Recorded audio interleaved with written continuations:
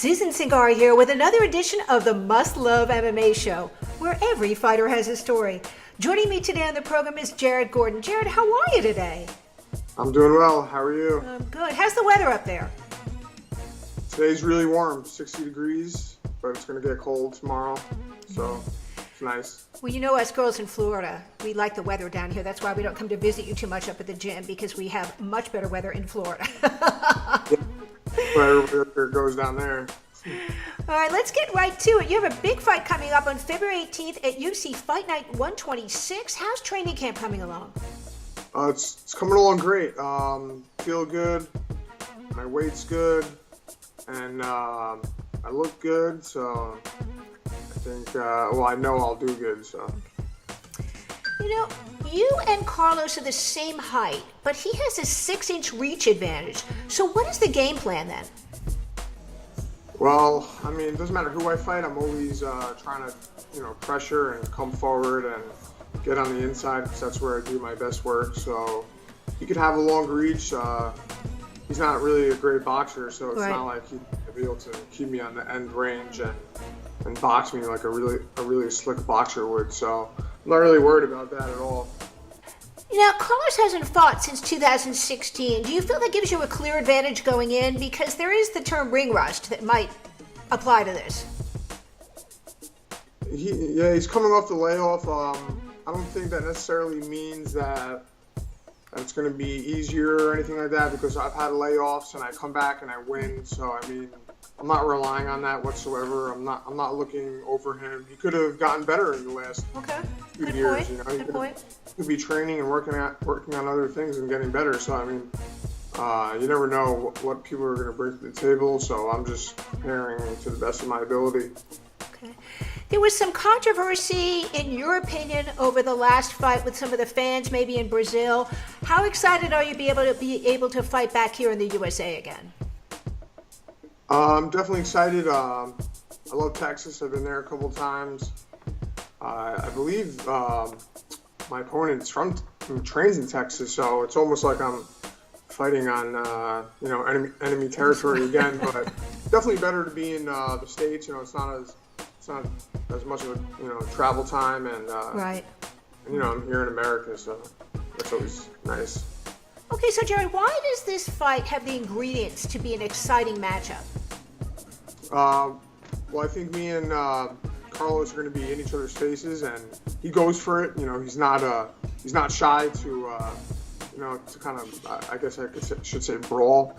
But I know that we're going to be going, head to head, and I think it's going to make for, like fireworks, and it's going to be an exciting fight.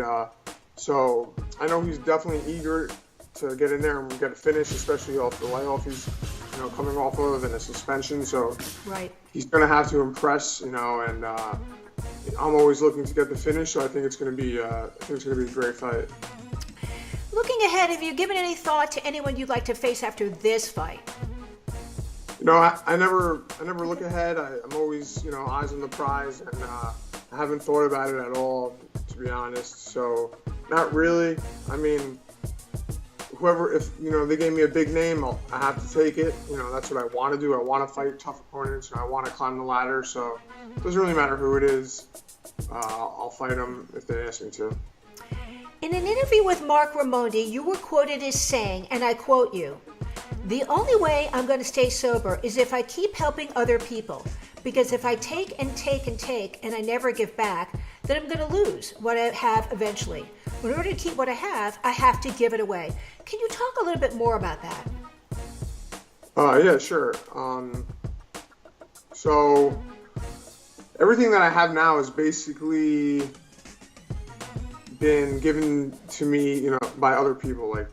So unfortunately for me, I had to be, someone had to show me how to live properly, because, when I left it up to my own, will, I kind of messed everything up. So, I had to have people who are more experienced with life, I guess you could say, show me how to live.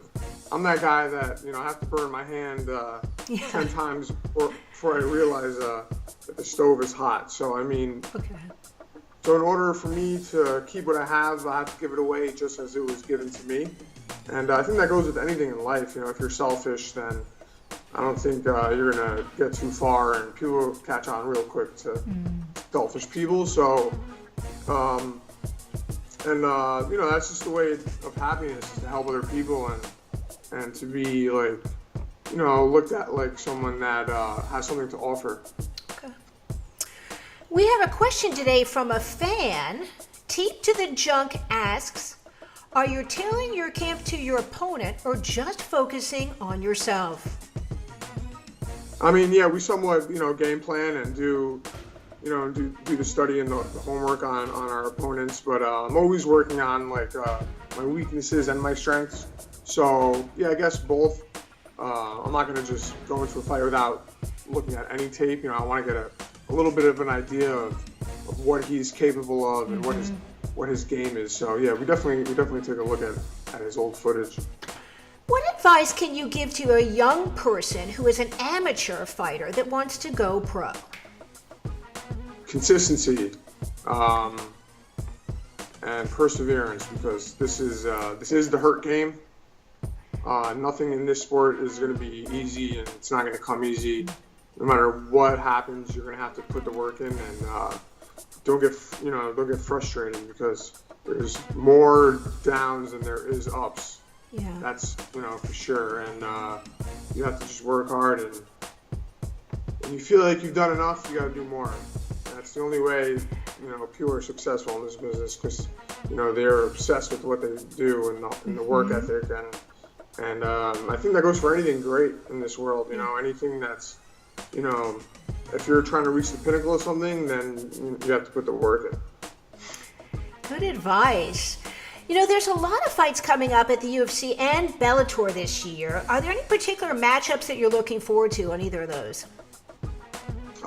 Definitely looking forward to Holloway and Edgar. That's a really exciting matchup for me.